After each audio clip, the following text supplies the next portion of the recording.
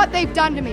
And for them to be tweeting right now, I'm playing the victim, I am the victim. I heard it and I said it. But I will say that it was not intentional. I've been living in constant fear that a lie that I don't even know I'm telling, don't know if it's true, but this person told me, talk to them about it, ask about it.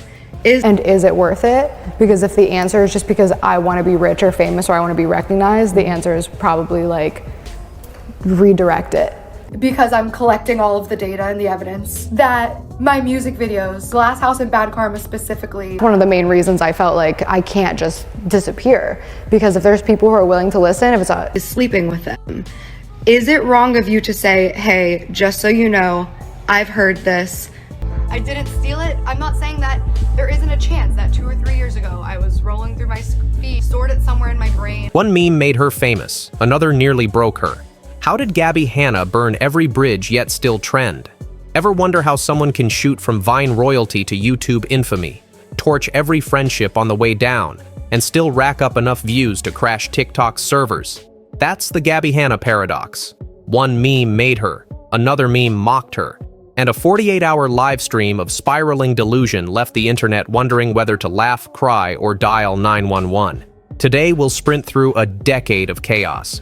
Gabbie's 6-second stardom, her plagiarism scandals, a phone-smashing feud that cracked her shiny persona, the monster meme that eclipsed her music. You're gonna talk about my mental health as I'm having a mental breakdown because you gaslighted and mentally abused me for months, and now I'm talking about it and I'm losing my mind? To have the audacity to question somebody's mental health and mock them while they're having an emotional breakdown because of what you did, you narcissistic abuser piece of shit. Brutal fallouts with Trisha Paytas and Jessie Smiles, and the August 2022 TikTok barrage that turned concern into spectacle. Buckle up. Each chapter gets messier, and the next twist always arrives faster than the apology. To see why the internet stopped laughing and started worrying, we need a time warp to 2013. Gabbie Hanna uploaded her first Vine in 2013, armed with a Canon G7X, a portable ring light, and a self-awareness level set to 0. By 2016, she'd become Vine's third most followed woman, peddling 6-second sketches about being toxic, needy, and low-key psycho. Her audience, 5 million strong, ate it up. Gabbie's secret? She weaponized relatability.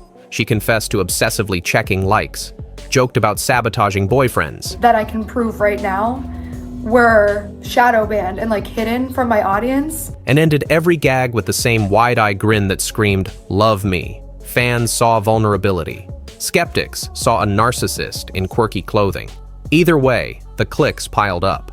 But Vine didn't pay, and sponsorship still resembled the Wild West. To monetize, creators jumped to YouTube. Gabbie followed the stampede, launching long-form storytime videos, tales of psycho exes, botched Tinder dates, and lost Subway sandwiches. She converted 32,000 subs into 700,000 in a year. The formula: exaggerate, overshare, laugh at yourself, then ask viewers to smash that like button. She called it authenticity. Critics called it overselling. Yet none of that mattered as long as the stories kept flowing. The fan base kept growing. What fans missed were the early warning signs. When you profit from hyperbole, the line between truth and theatrics erodes. Gabbie's jokes about needing attention weren't winks, they were previews. The seeds of future scandals, exaggeration, blame shifting, unfiltered ego, were already germinating. And the bigger the platform grew, the more those seeds would sprout into full-blown PR nightmares. But stretching 6 seconds into 6 minutes meant finding new material. And Gabbie's first original stories turned out to be anything but. 2014 to 2016 was Gabbie's YouTube golden age. Her upload cadence rivaled a caffeine addict's heartbeat, and each video delivered million-view hits. Then Reddit dropped a compilation titled Gabbie Hanna Steals Jokes. Side-by-side clips showed her parroting Louis C.K. punchlines, Sarah Silverman setups. Even entire tweets lifted verbatim. Fans felt duped. Comedians fumed. Gabbie rushed to defend herself in a 22-minute one-take rant. She blamed cryptomnesia, a fancy term for subconscious plagiarism. Basically, I thought it was mine because my brain forgot it wasn't. She sprinkled apologies between justifications. I'm sorry if anyone felt hurt. Classic non-apology territory. Then pivoted to victimhood. People hate me because I'm successful. The pattern crystallized. Scandal breaks. Gabbie uploads marathon monologue, tears optional, responsibility minimal. The audience split into two camps: loyalists who echoed every excuse and cynics who tallied each contradiction. Oddly, the backlash barely dented her numbers. Storytime YouTubers are rewarded for shock value. Controversy became content. Gabbie learned something dangerous. An apology video earns almost as many views as a hit song, but a live confrontation would test that armor. At a 2017 party, Gabbie stuck a camera in rapper-turned-YouTuber RiceGum's face, demanding a freestyle roast. He declined. She persisted. Phones were grabbed, a screen shattered, and Gabbie live-streamed tears claiming assault. Overnight, timelines filled with hashtags Team Rice and Team Gabbie. Except Gabbie's story kept evolving. First physical blows, then maybe not. Then he still broke my phone. Screenshots surfaced. RiceGum paid $1,100 for repairs. Witnesses described a tug of war, not a beatdown. When the dust cleared, public opinion tipped against Gabbie. The once invincible storyteller looked inconsistent. And inconsistency is death in storytime land.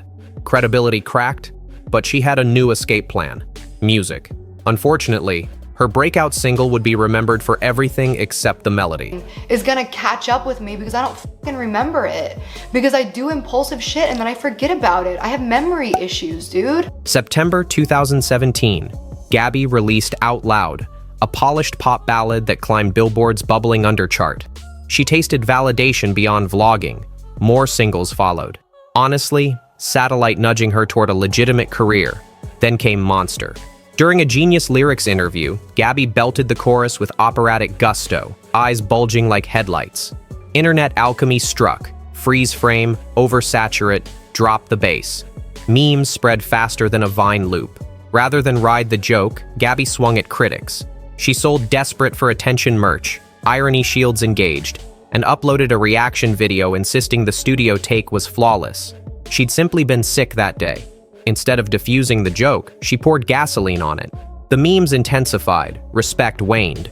Sensing brand fatigue, Gabbie pivoted again. In 2019, she unveiled extreme cleaning vlogs, revealing a house that looked bomb-struck, pizza boxes, dusty ring lights, scripts of aborted videos. Viewers watched her scrub grout while confessing anxiety, ADHD, and YouTube burnout. It felt real. The internet loves a redemption arc, and for a moment, Gabbie wielded a mop like a knight's sword, slaying the mess, both literal and reputational. But personal growth struggles against drama's dopamine, and one stray rumor, an STD whisper aimed at Trisha Paytas, would rip every bandage off. Because when you advertise honesty, yet pass gossip as fact, the internet remembers, and so does the alleged best friend who once sheltered you. It started with a text. Gabbie warned Jason Nash that his new fling, Trisha Paytas, might have herpes. Source? A mutual friend. Verification? Zero. Trisha unloaded a 40-minute takedown, and Gabbie's clapbacks recycled the old script. Blame misunderstanding, cry victim, refuse apology. Comment sections turned into war zones. Collateral damage hit Jesse Smiles, Gabbie's former Vine bestie. Jesse had survived assault by Viner Curtis Lepore in 2013. Gabbie nonetheless appeared chummy with him months later. For years, they danced around the issue in vague story times, until a fan tweet in late 2019 reignited the saga. Gabbie DM'd that teenage fan for hours, painting Jesse as a manipulator orchestrating hate campaigns. The fan forwarded receipts. Jesse dropped a YouTube expose confirming Gabbie's friendliness with her assaulter and revealing 3-hour phone calls where Gabbie badgered her to hear Curtis's side. Public sentiment flipped decisively. Gabbie was no longer messy big sister. She was gaslighting a survivor. Instead of contrition, Gabbie filmed a 6-part Truth Series 2021. Every episode clocked 20-plus minutes, stuffed with screenshots, diagnostic labels, and invocations of ADHD. She admitted being hard to work with, then blamed shadow bans for low music views, drama channels for ruining her life, and Jesse for weaponizing trauma. Each video ended with a new cliffhanger, stretching outrage into an episodic event. Engagement spiked, trust cratered. By mid-2021, ticketed live shows drew fewer than 50 fans. YouTube pushed her lower. Sponsors ghosted her inbox. She nuked hundreds of old uploads, claiming spiritual rebirth and a newfound weed-fueled chill. For the first time since Vine, Gabbie drifted toward obscurity. Obscurity, however, isn't an option when your currency is attention. So Gabbie lit the biggest flare of her career, an endless TikTok monologue that blurred crisis and performance. Gabbie's 2021 comeback on TikTok felt off-kilter. She mixed stoner giggles with cosmic sermons, claiming gratitude unlocked psychic channels, labeling herself both Jesus and a horny sick god. She insisted she was a Middle Eastern woman of color. Her family is Lebanese American, though she'd previously identified as white, and complained that whiteness was forced upon her. Videos ping-ponged from manic joy to furious call-outs of narcissistic abusers ruining her career. Doubters wondered, real breakdown or calculated rebrand? Gabbie preempted criticism via reverse psychology. I know you'll say I'm faking, but that just proves I'm right. Yet view counts stayed modest. The algorithm had learned viewers flinched more than clicked. Then August 2022 arrived, and flinching became impossible. Because when you post 200 TikToks in 2 days, praying, preaching, claiming alien contact, and live streaming a stranger in your bathroom, everyone stops scrolling. Day 1. Gabbie declares she beat ADHD, depression, and possibly DID. She performs Catholic prayers mid-video, asserts psychic status, and thanks coffee for spiritual awakening. Day 2. A man named Nick Knox asks to use her restroom. She invites him in, live streams their tour, calls him good energy. Fans panic. Real-life safety trumps parasocial curiosity. Gabbie's friend texts, "Get him out." She laughs it off until Nick uploads his own TikToks admitting he rifled through her meds hoping to end her psychosis. Gabbie finally expels him, chanting "Get out" between giggles. Police conduct 2 wellness checks. EMTs depart, concluding no involuntary hold is warranted. Drama channels, once her nemesis, beg viewers to show empathy. Overnight, her follower count balloons. Hashtags Pray for Gabbie and Gabbie Hanna Live trend globally. A creator who feared irrelevance is suddenly front-page news. But sympathy has a shelf life. Conspiracies sprout. Is she scripting a comeback? Monetizing mania?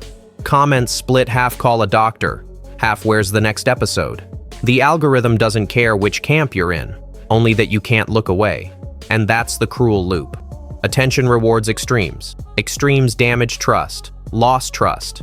Demands louder extremes. Post-spiral. Gabbie's channel idles in limbo. Uploads crawl, but CPM still pays rent on her Los Angeles loft. Already paid off, she reminds critics. Drama commentary slowed. Viewers nursed empathy fatigue. Yet the pattern remains coded in her career's DNA. Controversy, marathon rebuttal, brief calm, new spark. Gabbie isn't alone. The internet exalts spectacle, then shames the performer for putting on a show. Platforms monetize first impressions, rarely long-term credibility. When apology videos spike ad revenue, genuine accountability becomes optional. For Gabbie, the incentives are even clearer. Each breakdown restores the traffic her music no longer musters. Whether her August spree was untreated mania or engineered theater, it paid in reach. Still, erosion shows. Former diehards question boundaries, collaborators keep distance, and future sponsors weigh liability over impressions. One more viral meltdown might cement a legacy she never wanted. The cautionary tale of a creator who turned every confession into content until audiences stopped believing any of it. Gabbie Hanna's decade online proves the algorithm will bankroll almost anything. Plagiarized jokes, public feuds, live-streamed breakdowns, until viewers finally demand receipts. She built an empire on radical transparency, then learned transparency without accountability is just glass shattering in slow motion. So, what's next? Maybe genuine therapy, off-camera, maybe another series explaining why none of this was her fault. Either way, we've seen the cycle. Higher pitch, lower trust, louder encore. If Gabbie chooses healing, perhaps the internet will applaud a redemption that isn't monetized. If she chooses attention, remember, we supply the currency with every click. Stay curious, stay kind, and before you dive into the next influencer saga, ask yourself, are we helping? Or are we just refreshing the feed for a front row seat to someone else's collapse?